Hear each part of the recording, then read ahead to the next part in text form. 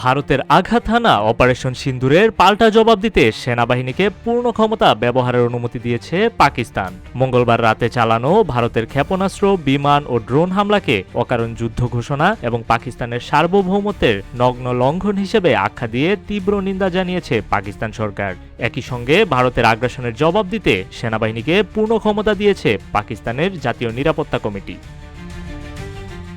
বুধবার দুপুরে ইসলামাবাদে প্রধানমন্ত্রী মোহাম্মদ শাহবাজ শরীফের সভাপতিত্বে অনুষ্ঠিত জাতীয় নিরাপত্তা কমিটির বৈঠকে এই সিদ্ধান্ত নেওয়া হয়। পরে কমিটির বিবৃতিতে জানানো হয়, ভারত পরিকল্পিতভাবে পাঞ্জাব ও আজাদ কাশ্মীরের নাগরিক বসতিতে হামলা চালিয়েছে, এমনকি মসজিদ ও বাড়িঘরের উপরও হামলা চালিয়েছে তারা। এ হামলায় বহু নিরীহ নারী, পুরুষ ও শিশুর প্রাণহানি ঘটেছে।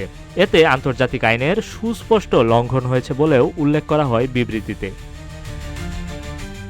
জাতীয় নিরাপত্তা কমিটি সতর্ক করে বলেছে, চলমান আঞ্চলিক উত্তেজনার জন্য সম্পূর্ণ দায়ভার ভারতের উপর বর্তায়। কমিটির বৈঠকে সিদ্ধান্ত নেওয়া হয়েছে, পাকিস্তান জাতিসংঘ সনদের 51 নম্বর অনুচ্ছেদের অধীনে আত্মরক্ষার অধিকার সংরক্ষণ করে এবং সে অনুযায়ী সশস্ত্র বাহিনীকে উপযুক্ত প্রতিরোধমূলক পদক্ষেপ নেয়ার পূর্ণ অনুমোদন দেওয়া হয়েছে।